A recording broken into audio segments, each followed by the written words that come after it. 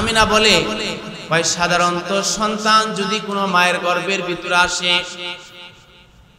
দুনিয়ার হালত হলো মাতৃগর্ভে সন্তান যাওয়ার সাথে সাথে মাদের কিছু অবস্থার পরিবর্তন হয়ে যায়। সেই পরিবর্তনগুলো হলো সন্তানের গর্ভের ভিতরে যাওয়ার কারণে মারা ঠিকমতো খাদ্য গ্রহণ করতে পারে না, ঠিকমতো ঘুমাইতে পারে না, ঠিকমতো শুইতে পারে না। কিন্তু সরকারে আলম আমার গর্ভে আসার পরে এই রকম কোনো আলামত আমার ভিতরে আমি পাই নাই, বরং আগে আমি যেই রকম স্বাধীন আর সুন্দরভাবে চলাফেরা করেছি, আমার সন্তান আমার গর্ভে আসার পরেও তার থেকে ব্যতিক্রম কোনো কিছু পাই নাই। সাধারণ যে কষ্ট অনুভূত হয় সেই কষ্ট তার মধ্যে পাওয়া যায়। কিন্তু তিনি বলেন কষ্টের পরিবর্তে আমি যা দেখলাম, দুনিয়ার মানুষ যদি এইগুলা শুনে, হয়তো মানুষের ভিতরে যদি সরকারে দু আলম নবীর পরিচয় যদি সঠিকভাবে সে না পেয়ে থাকে, তার কাছে সেটা আশ্চর্যজনক মনে হবে, তার কাছে এটা অবান্তর মনে হতে পারে। আমিনা বলে যেদিন আমার সন্তান আমার গর্ভের ভিতরে আগমন করে, তো আমি ওই দিন প্রথম রাত্রিতে এমন একটা আলো দেখতে পাইলাম যে আলোটা আমার পায়ের বৃদ্ধা আঙ্গুল থেকে বের হয়ে আমার মনে হলো পুরা দুনিয়াটাই সেই নূরে আলোকিত। সুবহানাল্লাহ। উনি বলেন যে এটা একটা আমি আশ্চর্য বিষয় দেখলাম যে আমার বৃদ্ধাঙ্গুল থেকে একটা আলোর রশ্মি বের হয়ে সে আলোটা পুরা দুনিয়ার মধ্যে ছড়াই গেল, এটা আমি দেখলাম। মানে তার দেখাটা প্রথম দিন থেকে শুরু হয়ে গেছে। আমিনা আরো বলেন আমি তারপরে দেখলাম কে বা কারা আমার কাছে গভীর রজনীতে সংবাদ নিয়ে আসছেন, ডেকে ডেকে বলতেছে আমিনা তোমার গর্ভের ভিতরে যে সন্তানটা আছে এটা শুধুমাত্র তোমার সন্তান নয়, এটা আল্লাহর বন্ধু তোমার গর্ভের ভিতরে আসছে। সুবহানাল্লাহ। সুতরাং আল্লাহ তাআলা তোমার গর্ভের ভিতরে যে আমানতটা দিয়েছে, আর তোমার নামটাও তো আমানতদারিনী, কাজেই এই সন্তানটার আমানত তোমার উপরে রক্ষা করার জন্য তোমাকেও তোমার পক্ষ থেকে অ্যাক্টিভ থাকতে হবে। আর আল্লাহ তাআলা তার হাবিবের জন্য কোনো কষ্ট না হয় এই জন্য আল্লাহ তাআলা সব ব্যবস্থাও তিনি তার পক্ষ থেকে করে দিবেন। আপনার পক্ষ থেকে প্রস্তুত থাকেন, আর আল্লাহর পক্ষ থেকে তো আল্লাহ প্রস্তুত আছে। আমিনা এবার বলে আমার সন্তান যেদিন আমার গর্ভে আসলো, দ্বিতীয় দিন থেকে আমি দেখলাম আমার মাথার উপরে একটা মেঘের ছায়া দেয়। আমি যতই রোদে হাঁটি না কেন আমার মাথার উপরে কখনো রোদ্রের তাপ লাগে না। এই পাওয়ার কিন্তু আমিনার নয়, এই পাওয়ার হলো বিশ্ব নবীর পাওয়ার। আর দ্বিতীয়টা হলো আমিনা বলে আমি যখন খালি পায়ের মধ্যেও উত্তপ্ত মরুপ্রান্তরেও মদিনা মক্কার পথে যখন আমি হাঁটি, যত গরম পাথরের মধ্যে পাড়া দেই না কেন আল্লাহ তাআলা ওই পাথরগুলো আমার সামনে একেবারে ঠান্ডা এবং আরামদায়ক করে প্রস্তুত করে দেয়, যে আমার চলার পথের যে গরম ওটা আমি অনুভব করি না। শুধু তাই নয় বাবা, বুখারীর বর্ণনা এসেছে হযরতে আমিনা বলে আমি যখন মক্কার প্রান্তরে যাই তো মানুষগুলো আমার কাছে এসে বলে আমিনা কোন কোম্পানির আতর তুমি ব্যবহার করো, কোন ব্র্যান্ডের আতর লাগাও, বলো না দেখি। এমন কোন আতরের সন্ধান যদি আমাদেরকে তুমি দাও তাহলে ওই আতরটা আমরা গায়ের মধ্যে লাগাবো রে আমিনা, কেননা তোমার গায়ের মধ্যে যে গন্ধ পাই এমন গন্ধ দুনিয়ার কোন আতরের মধ্যে পাওয়া যায় নাই। আমিনা বলে ওই রব্বে কাবার শপথ করে বলতেছি দুনিয়ার কোন মেশক আম্বর আমার গায়ের মধ্যে লাগবে না। কেন লাগবে না জানো না? দুনিয়া তো আমার গর্ভের ভিতরে আমার সন্তান আসার পরে আমার স্বামী ইন্তেকাল করছে, আর যার স্বামী মারা যায় তার জন্য তো সুগন্ধি ব্যবহার করা বৈধ নাই। এই জন্য আমি কোন সন্ধি কোন আতর ব্যবহার করি না। তবে হ্যাঁ, আমার সন্তান গর্ভে আসার পর থেকে নিয়ে ওই দিন থেকে আমি এতটাই গন্ধ পাই, এমন একটা সুন্দর গ্রান পাই যে গ্রানটা আমি আমিনা কোনোদিন শুনতে পাই নাই।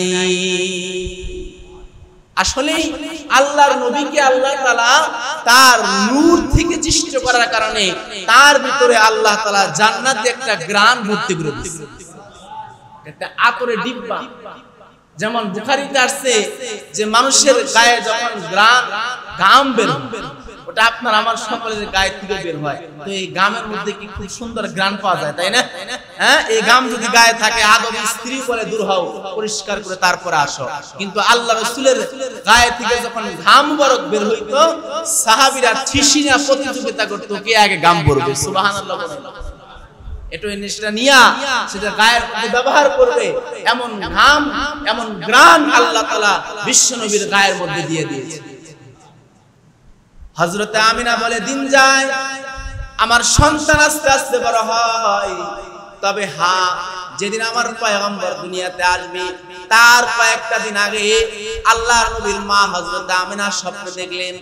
কে বা কারা এসে বলতেছে, আগামী কালই তোমার সন্তান দুনিয়াতে আসবে, যার একটা মুলাকাত, যাকে একটা নজর দেখবার জন্য শুধুমাত্র পুরা বিশ্ববাসী তাই নয়, শুধুমাত্র দুনিয়া তাই নয়, নবমণ্ডল ভূমণ্ডল যতগুলা মাখলুকাত আছে, সকল মাখলুকাত গুলা তোমার পেটের সন্তানকে একটা বার দেখবার জন্য সকলে পাগল পারা হয়ে আছে।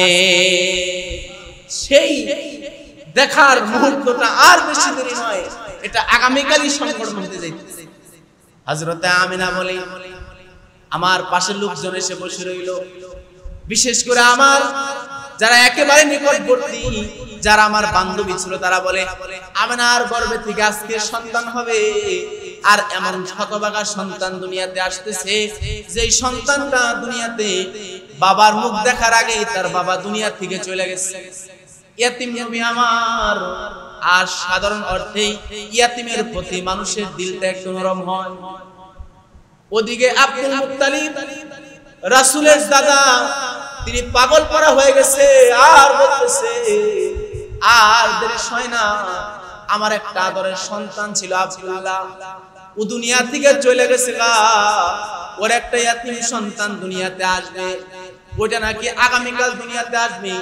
এই জন্য আব্দুল মুত্তালিব তার সকল কর্ম দিবস থেকে অব্যাহত নিয়ে ঘরের ভিতরে 2 দিন আগে থেকে বসা।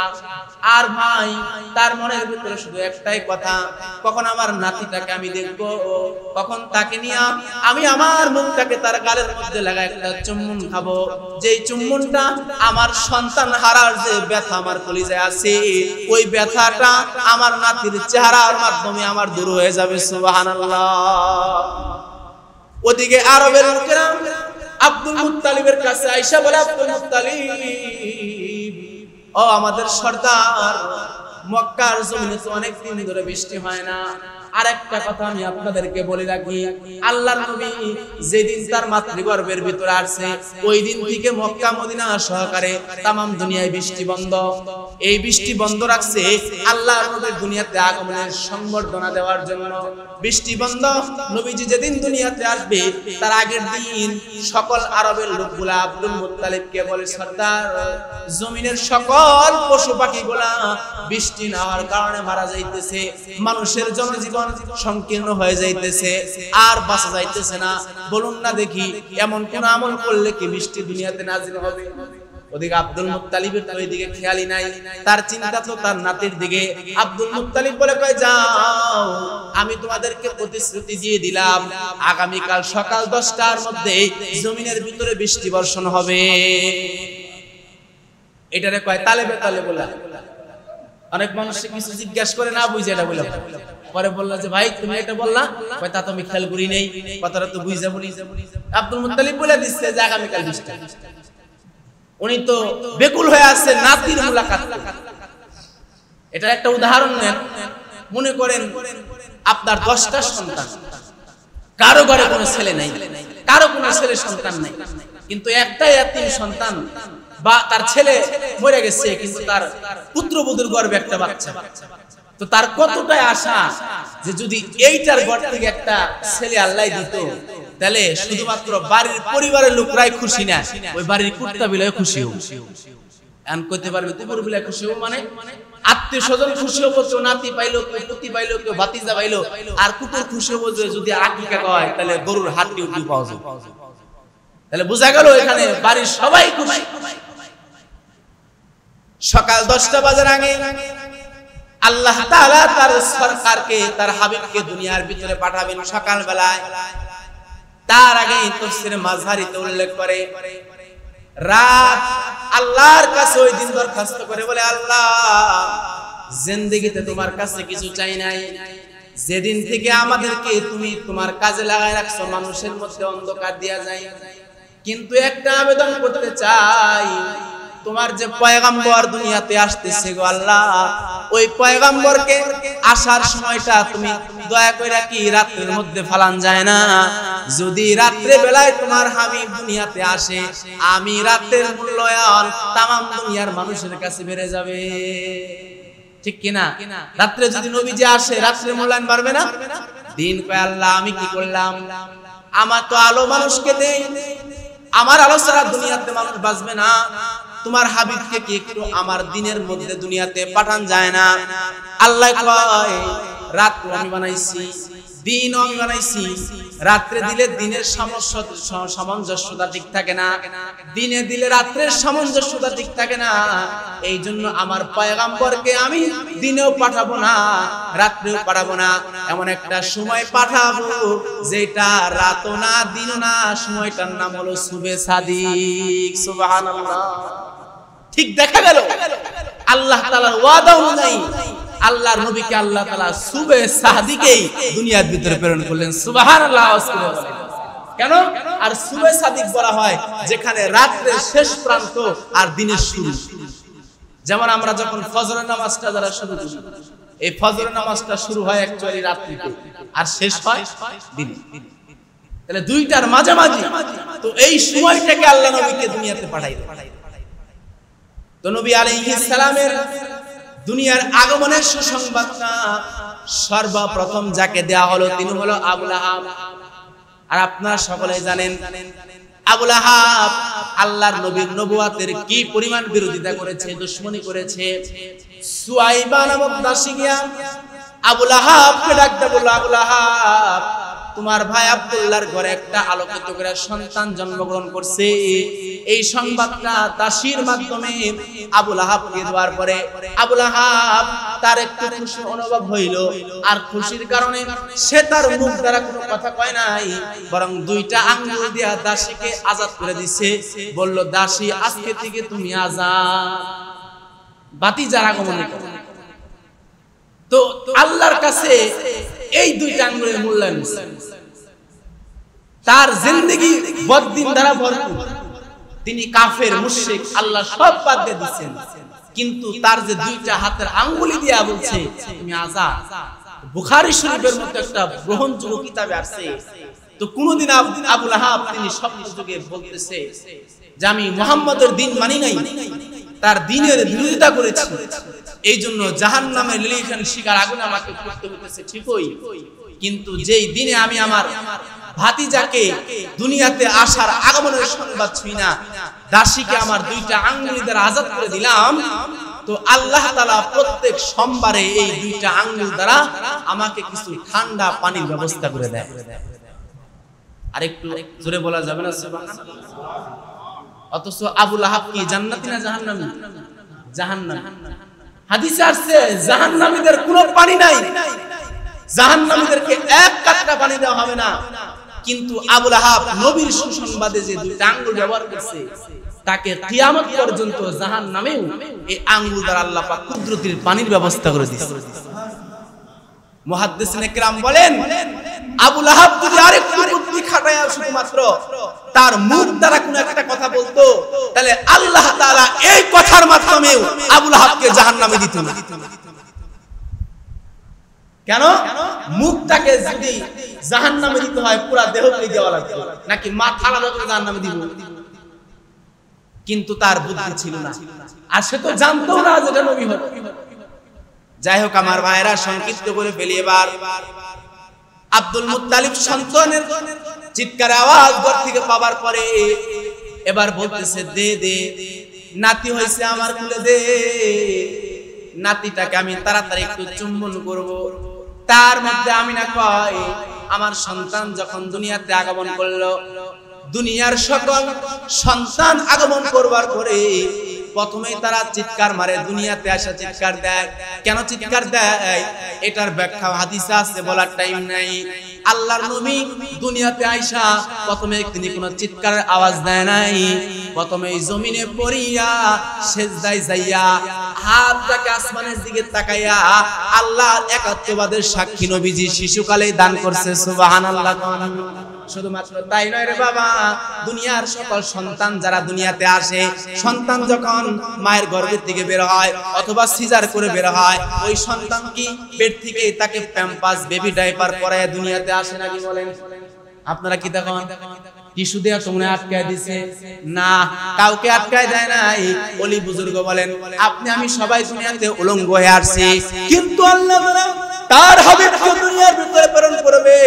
অনেক মানুষ তার সামনে থাকতে পারে, পয়গম্বরের চরিত্র যদি হরণ হয় আল্লাহর ইজ্জতের সীমারেখা ঠিক থাকে না। এই জন্য আল্লাহ বললেন না, আমার হাবিবকে দুনিয়ার ভিতরে উলঙ্গ করে দেওয়া যাবে না, বরং জান্নাতের এক টুকরা কাপড়াই না। আমিনা বলে আমার সন্তানকে দেখতে পাইলাম তার কোমর থেকে নিয়া হাঁটু পর্যন্ত সতরের পুরাটাই দেহকে আল্লাহ তাআলা রেশম কাপড় দ্বারা পেঁচায় দুনিয়াতে প্রেরণ করলো। এই জন্য বুখারীর বর্ণনা আছে আল্লাহর হাবিব সাল্লাল্লাহু আলাইহি সাল্লামকে আল্লাহ তাআলা শুধুমাত্র তাই নয় দুনিয়াতে খতনা করে প্রেরণ করেছেন। তার লজ্জাস্থান দেখার কোনো সুযোগ নাই, কেউ দেখে নাই। আম্মা জান আয়েশা উনি বলে আমি পয়গম্বরের লজ্জাস্থান দেখি নাই। কেমন কুদরতের কারিশমা! হযরতে আমিনা আবার সন্তানকে তাড়াতাড়ি দাদার কোলের ভিতরে দিয়ে দিয়েছে। আব্দুল মুত্তালিব সন্তানের দিকে তাকায়া চোখের পানিটা আর আব্দুল মুত্তালিব ধরে রাখতে পারে নাই। কয় আমি আমার সন্তান হারাইলাম, আব্দুল্লাহকে হারাইছি, তার যত ব্যথা আমার ভিতরে ছিল এই ইয়াতীম সন্তানটাকে দেইগা আমার সব ব্যথাগুলা দূর হয়ে আনন্দে পরিণত হয়ে গেছে। দেরি করে নাই, আব্দুল্লাহকে এবার আব্দুল্লাহর ঘরের সন্তানকে মুহাম্মদুর রাসূলুল্লাহকে কোলের ভিতরে নিয়া বাড়ির পাশ থেকে দৌড় দিয়া খানায়ে কাবা পর্যন্ত পৌঁছায় গেছে। কাবার চত্বরে যাওয়ার পরে দেখা যাইতেছে আল্লাহর নবীর চেহারা ভিতর থেকে এমন একটা আলো বের হয়ে গেছে যে আলোটার কারণে শুধুমাত্র কাবার দেওয়াল আলোকিত হয়েছে তাই নয়, বরং পুরাটা মক্কা নগরীকে আল্লাহ তাআলা আলোকিত বানায় দিয়েছে। তখন মানুষ এই আলোকিত চেহারা দেখে বলতেছে না, লা মাউলুদুন হাযা, এটা কোনো সন্তান জন্মগ্রহণ করে নাই, বরং বুলিদা নবিয়্যু হাদিল উম্মাহ, এটা হয়তো এই জামানার শেষ পয়গম্বর হবে অথবা আসমানের কোন ফেরেশতা হবে, তাছাড়া সাধারণ কোনো মানুষ জন্মগ্রহণ করে নাই। সুবহানাল্লাহি ওয়া বিহামদিহি সুবহানাল্লাহিল আযীম। তো মানুষ প্রথমেই দেখে বুঝে ফেলেছে যে এটা কোনো সাধারণ সন্তান হবে না, হয়তো এটা নবী জন্মগ্রহণ করছে, হয়তো এটা আসমানের কোন ফেরেশতা জন্মগ্রহণ করছে। যে মানুষগুলাকে গতকাল বলেছিল আব্দুল মুত্তালিব আগামীকাল বৃষ্টি হবে, লোকগুলা এসে বলতেছে আব্দুল মুত্তালিব আপনারা বলছিলেন আজকে বৃষ্টি বর্ষণ হবে, কই এখন পর্যন্ত বৃষ্টি হইল না। আব্দুল মুত্তালিব কয় তখন যে কথা বলছিলাম আমি এটা আবেগে বলছি, বিবেকে বলি নাই। তবে হ্যাঁ, আমি এই সন্তানটার যে অলৌকিক দেখলাম, যে আশ্চর্য বিষয় দেখলাম, এই সন্তানকে একটু উসিলা করে দোয়া করি। আব্দুল মুত্তালিব বলে আমি কাবার প্রান্তরে হজরে আসওয়াদের সামনে এই সন্তানটাকে কাবার দেওয়ালের মধ্যে লাগায়া আল্লাহর কাছে বললাম, আল্লাহ তুমি যদি দুনিয়ার সবার প্রতি নারাজ হও, সবার প্রতি যে তোমার গোসা থাকে, আমার কোনো কিছু করার নাই, কিন্তু এই যে বাচ্চা নবভূমিষ্ঠ হইল আর বাচ্চাটাও এমন কুদরতের আলো দেখলাম, এই বাচ্চার উসুলা করা হইলেও দুনিয়ার ভিতরে বৃষ্টি বর্ষণ করো। আব্দুল মুত্তালিব বলে যে আমি এই কথা বলতে দেরি, এই কথাটা বলতে দেরি তো আসমান থেকে বৃষ্টি নাযিল হইতে আর দেরি হয় না, টপ টপ করে তখন বৃষ্টি বর্ষণ হওয়া শুরু হয়। তো দুনিয়ার মানুষকে আল্লাহ পাক সংবাদ দেখাই দিলেন যে যে সন্তানটা দুনিয়াতে আসছে এটা সাধারণ কোনো সন্তান নয়, আর এটার মূল্যায়ন তুমি করতে হবে। আমার ভাই, তো এই কথাগুলা 2-4-10 মিনিটে বলে শেষ করা সম্ভব নয়, আর 2 মিনিট বলে শেষ করি, যেহেতু আপনারা তো বিরক্ত হইতেছেন নাকি বলেন? বিরক্ত হইতেছেন আপনারা? হ্যাঁ, 2 মিনিট বলে একটু শেষ করি, আপনাদের সময়ের মূল্যায়ন আছে। তো আমি চাই যে আমার অনেক মুসল্লি আবদার করে আলোচনা একটু বেশি করে করেন, আবার কেউ বলেন যে আলোচনা একদম টাইমলি করলে ভালো। আসলে ইখতিলাফ আর মতনৈক্য হোক এটা আমি চাই না। তো সকলে আশা পূরণ করার 12টায় 12:30 আজান হয়, আজানের সাথে সাথে আসলে মোটামুটি 40 মিনিট আলোচনা করা যাইতে পারলে শেষ হবে। এজন্য এই সময়ের গুরুত্বটা আমরা দেই, যাতে করে নামাজের টাইমটাও ঠিক থাকে এবং আমাদের আলোচনাও যেন সুন্দরভাবে শোনা হয়। তো আমিনা বলে, আমি একদিন 2 দিনে বর্ণনা করতে পারবো না। আমিনা বলে, আমার তো স্বামী দুনিয়াতে নাই, স্বামী তো আগেই মারা গেছে। মানুষের সন্তান হইলে ছোট্ট কালায় থেকেই তো কিছু কিছু দামি দামি খেলনা কিনে দেয় সন্তানটাকে খেলার জন্য। আমি তো বিধবা, আমি আমার সন্তানকে কেমনে খেলনা কিনে দিব? আমার সন্তান না বুঝি বাবার অভাবের কারণে ভালো একটা খেলনাও পাবে না। আমিনা কয়, এই দুঃখগুলা করতে করতে আমি যখন রাত্রে ঘুমায় গেলাম, আল্লাহ তাআলার পক্ষ থেকে ঘোষণাকারী আমাকে জানায় দিলেন, দুনিয়ার কোন খেলনা দিয়া তোমার সন্তান খেলবে না, বরং আমি আল্লাহ চাঁদ আর তারকাকে দুনিয়ার ভিতর নিযুক্ত করে দিব, চাঁদগুলা তোমার সন্তানের সাথে খেলবে। সত্যি দেখা গেল যে হযরত আমিনা বলে যে আমি আমার বাচ্চাটাকে একদিন ঘরের ভিতরে শোয়া বাইরে কাজ করতেছি। মায়েরা এই কাজটা করে না, বাচ্চারে ঘরে শোয়া বাইরে কাজ করে। আর একটু পর পর আমি উকি দেয়া জানালাতে দেখতেছি যে সে তার আপন জায়গায় আছে কিনা, আর তার উপরে আমি একটা আবরণওয়ালা কাপড় দিয়ে দিছি। তো যদিও নবী আলাইহিস সালামের লজ্জাস্থান দেখার কথা না, কিন্তু বাচ্চারা একটা আবরণ মারা দিয়ে দিয়া ওই মানজার মধ্যে একটা সুতা বাঁধে ওটার ভিতরে ঢুকায় দেয়, তাতে ওই কাপড়টা লাফালাফির কারণে ছুটে না। তো আমিনা বলে যে হঠাৎ করে আমি একদিন চাঁদের দিকে তাকায় দেখি যে আসমানের চাঁদ একবার এইদিকে যায় আবার এইদিকে। তো এটা তার কাছে আশ্চর্যজনক বিষয় মনে হলো। উনি বলে যে আমি যখন জানালাতে উকি দিলাম যে আমার সন্তান ঘরে আছে, এখন উকি দিয়ে আমি দেখি ঘটনা তো ব্যতিক্রম হয়ে গেছে। বাচ্চারা দেখবেন এইরকম খেলাধুলা করে পাওনারা। তো মুহাম্মদ রাসূলুল্লাহ তিনিও যেই দিকে ঘুরে চাঁদও সেই দিকে ঘুরে। সুবহানাল্লাহ, আসতে বলে কও। তো তিনি যেই দিকে ঘুরে চাঁদও সেই দিকে ঘুরে, তিনি হাসে তো চাঁদ হাসে। আর যখনই দেখলাম যে তার লড়াচড়ার কারণে পায়ে এই শরীর থেকে কাপড়টা ছুঁইটা যেতে হয়, তো কোথায় থেকে যেন একটা কুদরতি নূরের হাত আইসা সেই কাপড়টাকে আবার ঠিক করে দেয়। কেমন আশ্চর্য দেখলাম আমিনা কয়, আমি কি দেখলাম? ঘটনা তো ব্যতিক্রম, এইরকম কোনদিন দেখিনি।